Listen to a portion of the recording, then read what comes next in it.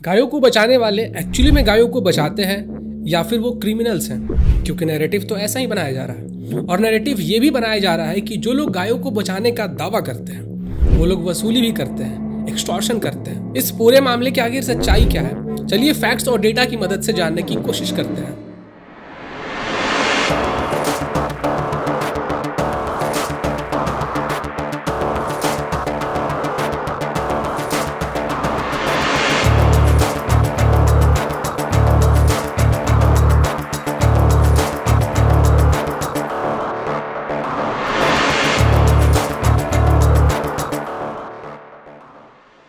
कहते हैं कि घर में जब सबसे पहली रोटी बनती है तो सबसे पहली रोटी दी जाती है गायों को, क्योंकि गायों का जो दूध होता है उसको माँ के दूध के बाद सबसे उच्च दर्जा प्राप्त है।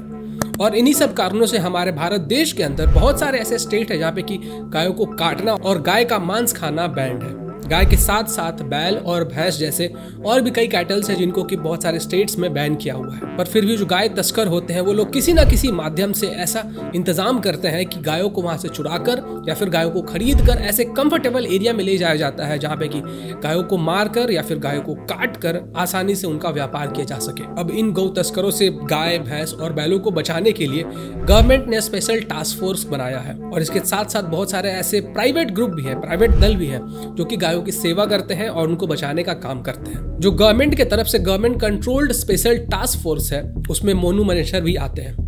मोनू मनेसर का असली नाम है मोहित यादव, लेकिन इनके एरिया के लोग इनको मोनू बुलाते हैं। अभी जो मोनू मनेसर है वो गवर्नमेंट के द्वारा कंट्रोल्ड स्पेशल टास्क फोर्स का एक हिस्सा है और इसके साथ साथ वो एक बजरंग दल के मेंबर भी है। मोनू मनेसर ने बहुत सारे गायों को बचाया है और बहुत सारे गौ तस्करों को पकड़वाया भी है और इस कारण से मोनू मनेसर को गवर्नमेंट की तरफ से बहुत बार सम्मानित भी किया जा चुका है। अभी जो गवर्नमेंट के द्वारा बनाया गया स्पेशल टास्क फोर्स है इसके काम करने का तरीका भी समझ लेते हैं। हरियाणा गवर्नमेंट ने बहुत सालों पहले गायों को बचाने के लिए बहुत सारे लॉज लाए थे, लेकिन इन लॉज के होने के बावजूद बहुत सारे ऐसे लोग थे जो कि गायों को इल्लीगल तरीके से या तो उनको चुराकर या फिर उनको खरीद कर स्लॉटरिंग के लिए ले जाते थे, मारने के लिए या फिर उनका मांस खाने के लिए ले जाते थे। अब जब ये चीजें हरियाणा गवर्नमेंट के नजर में आती है तो Haryana government cow protection special task force बनाती है जिसमें कि पुलिस ऑफिसर्स भी इसका हिस्सा होते हैं और इसका हिस्सा होते हैं मोनू मनेसर भी। कोई भी ऐसी गाड़ी जा रही होती है, कोई ट्रक जा रहा होता है या फिर सामान ढोने वाली कोई गाड़ी जा रही होती है जिसमें कि गाय के होने के चांसेस हो सकते हैं, उनके बारे में वहाँ के जो लोकल खबरी होते हैं वो पुलिस को या फिर स्पेशल टास्क फोर्स को खबर देते हैं। अब इसके बाद जो स्पेशल टास्क फोर्स होती है वो उन लोगों का, उन ट्रक्स का, उन गाड़ियों का पीछा करती है। पीछा करने के बाद उनको पकड़ती है, फिर उनके ऊपर कार्रवाई होती है। कई बार ऐसा होता है कि जो चोर तस्कर होते हैं उनके बीच में और जो स्पेशल टास्क फोर्स है इनके बीच में मुठभेड़ भी हो जाती है और इस मुठभेड़ में गोलीबारी भी होती है। कई बार जो स्पेशल टास्क फोर्स के या फिर जो गौ रक्षा दल के लोग हैं उनको अपना बलिदान भी देना पड़ता है। तो जिस तरीके से ये government control special task force काम करती है, सेम इसी तरीके से बहुत सारे प्राइवेट ऑर्गेनाइजेशन या फिर प्राइवेट जो गौ रक्षा दल हैं वो लोग भी काम करते हैं। वो भी सेम काम करते हैं, उनके पास भी खबर आती है, वो भी पीछा करते हैं और गायों को बचाते हैं। बट यहाँ पे प्रॉब्लम तब आती है जब दोनों लोगों के बीच में मुठभेड़ हो जाती है। जो प्राइवेट गौ रक्षा दल वाले हैं उनके और जो गाय तस्कर हैं उनके बीच में जब मुठभेड़ होती है तो गोली बारूद भी चलता है, उसमें कुछ लोग घायल भी होते हैं, कुछ लोगों की जान भी चली जाती है। अब मामला यहीं से गड़बड़ा जाता है। होता यह है कि अभी जो मुठभेड़ हुआ, अब क्योंकि ये जो पूरा गौ रक्षा दल है इसको गवर्नमेंट ने अपॉइंट नहीं किया इस काम के लिए, तो ये एक तरीके से ऐसे देखा जाता है कि दो गुटों के बीच में मुठभेड़ हो गई है। अब क्योंकि गौ रक्षा दल या फिर बजरंग दल बहुत सालों से the Quint, the print, the wire, news click, the news laundry ऐसे जो न्यूज पोर्टल्स हैं इनके रडार में रहती है। जब भी वो लोग कुछ करते हैं तो ये लोग उनके एंटी हमेशा आर्टिकल छापते हैं, तो तुरंत इनके खिलाफ आर्टिकल छापा जाता है और एक नैरेटिव बनाया जाता है कि हरियाणा के अंदर वायलेंस किया जा रहा है, मारपीट की जा रही है और लोगों को, स्पेशली मुस्लिम्स को परेशान किया जा रहा है गौ रक्षा के नाम पे। और इस चीज को मैं आगे आपको समझाता हूँ। तो ऐसा ही एक मामला 30 जुलाई 2019 को सामने आया था। गौ रक्षक दल को एक टिप मिलता है कि बहुत सारे गायों को एक ट्रक में भरकर ले जाया जा रहा है और बाद में उन्हें ले जाकर काट दिया जाएगा। फिर क्या था, जो गौ रक्षा दल वाले होते हैं वो उस ट्रक के पीछे लग जाते हैं। बहुत दूर चेस करने के बाद दोनों के बीच में मुठभेड़ होती है, गोली बारूद भी चलता है और इसी बीच जो गौ तस्कर होते हैं वो गोली चलाकर जो गौ रक्षा दल है उनके एक व्यक्ति को मार देते हैं और इनका नाम होता है गोपाल। गोली लगने के बाद जो गौ रक्षक गोपाल होते हैं उनकी मृत्यु हो जाती है, जिसके बाद के जो हरियाणा के चीफ मिनिस्टर होते हैं वो भी इसके ऊपर बयान देते हैं कि जो लोग भी ये काम कर रहे हैं, जिन्होंने भी गोपाल को मारा है उनको छोड़ा नहीं जाएगा। तो इस तरीके से वायलेंस बढ़ता है और जो स्टेट की पुलिस होती है या फिर जो स्टेट की गवर्नमेंट होती है उनके ऊपर प्रेशर आता है।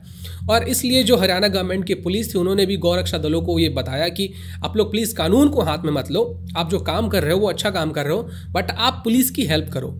आप खुद वो काम ना करके आपके पास जो इन्फॉर्मेशन आता है वो हमारे तक आप फॉरवर्ड करो, बाकी आगे का जो काम है वो हम लोग करेंगे। अब इसी साल 13 फरवरी 2023 की बात है। जुनैद और नासिर, दो मुस्लिम लोगों की डेड बॉडी मिलती है और इनको मारने का जो इल्जाम लगता है वो लगता है मोनू मनेसर पे और बजरंग दल के ऊपर। पुलिस की रिकॉर्ड ये बताती है कि जुनैद के ऊपर गौ तस्करी के 5 मामले ऑलरेडी दर्ज थे, लेकिन जो दूसरा व्यक्ति था नासिर, उसका जो रिकॉर्ड था वो पूरा खाली था। और यहीं से जो जुनैद और नासिर के फैमिली वाले होते हैं वो अक्यूज करते हैं कि इस पूरे मामले में जो हाथ है वो मोनू मनेसर का है और बजरंग दल का है। इसके बाद बहुत सारे न्यूज आर्टिकल्स पब्लिश किए जाते हैं जिसमें बजरंग दल वालों को अक्यूज किया जाता है और मोनू मनेसर को अक्यूज किया जाता है कि उन लोगों ने हत्या की है। इसके बाद मोनू मनेसर अपना बयान देते हैं, बहुत सारे न्यूज पोर्टल से बात करके वो बताते हैं कि जिस दिन ये सब घटनाएं हुई थी उस दिन तो मैं उस एरिया में था ही नहीं, मैं किसी और एरिया में था। और अगर आप लोग चाहो तो मैं जिस होटल में रुका हुआ था वहाँ के सीसीटीवी फुटेजेस आप चेक कर सकते हो। इसके बाद जो पुलिस वाले होते हैं इस पूरे मामले की छानबीन करते हैं। जब जांच होता है तो पुलिस वालों का ये स्टेटमेंट आता है कि मोनू मनेसर का इसमें कहीं से भी कोई डायरेक्ट इन्वॉल्वमेंट नहीं है। हालांकि इसका जो इनडायरेक्ट इन्वॉल्वमेंट है या नहीं है इसकी जांच अभी भी हो रही है। खैर, जुनैद और नासिर के साथ जो कुछ भी हुआ वो बहुत गलत था, नहीं होना चाहिए था। अगर किसी की भी जान जाती है तो वो बहुत गलत बात है, फिर वो चाहे गोपाल हो या फिर जुनैद हो। और जिसने भी ऐसा किया उसके खिलाफ सख्त से सख्त कार्रवाई होनी चाहिए, उसे फांसी मिलनी चाहिए।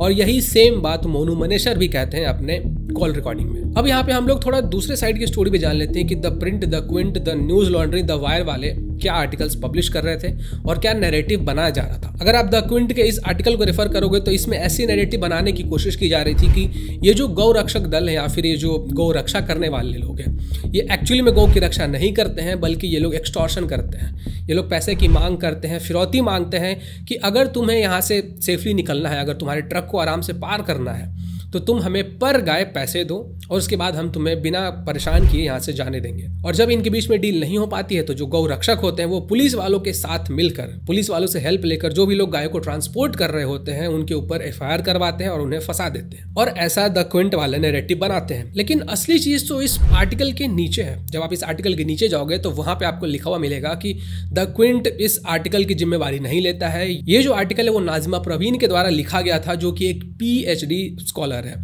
और इसकी जो जिम्मेवारी है वो द क्विंट वाले नहीं लेते हैं। अब आप यहाँ पे ध्यान से सोच कर देखो, अगर यही सेम चीज आर्टिकल के ऊपर में लिखा हुआ रहता तो क्या इस चीज का कोई बिलीव करता इस आर्टिकल का? नहीं करता, क्योंकि ये किसी जर्नलिस्ट ने नहीं लिखा है। लेकिन इस पॉइंट को जानबूझकर इस पूरे आर्टिकल के नीचे लिखा गया ताकि लोगों के बीच में जो प्रोपेगेंडा है कि भाई ये जो गौ रक्षक वाले हैं ये पैसे वसूलते हैं, लोगों को जानबूझकर फंसाते हैं, मुस्लिम्स को परेशान करते हैं, ये प्रोपेगेंडा फैले और उसके साथ साथ ये जो द क्विंट वाले हैं वो सेफ भी रह जाए। इसी सेम इंसिडेंट के ऊपर अल जजीरा वाले भी आर्टिकल पब्लिश करते हैं। मैं आपको बता दूं कि अल जजीरा वो न्यूज पोर्टल है जो कि कुवैत गवर्नमेंट के द्वारा कंट्रोल्ड है, वहां से उनको पैसे मिलते हैं। और ये अल जजीरा वाले जब भी कश्मीर का मुद्दा उठता है तो उसमें पाकिस्तान का सपोर्ट करते हुए नजर आते हैं। अगर आप इस आर्टिकल को ध्यान से देखोगे तो इस आर्टिकल को पब्लिश किया गया है इस्लामोफोबिया वाले कैटेगरी में। और इसी आर्टिकल में नीचे जाकर ये लिखा हुआ होता है कि नूह में जो कुछ महीने पहले वायलेंस हुए थे, जिसमें कि जब हिंदू जल अभिषेक यात्रा निकाल रहे थे तो उनके ऊपर पथराव किया गया था, मारपीट की गई थी, गोली बारूद किया गया था, उनको चारों तरफ से घेर कर मारा पीटा गया था। इस वायलेंस में जो पूरा हाथ था वो मोनू मनेसर का था। जिन लोगों ने पत्थरबाजी किए, जिन लोगों ने लोगों को मारा पीटा,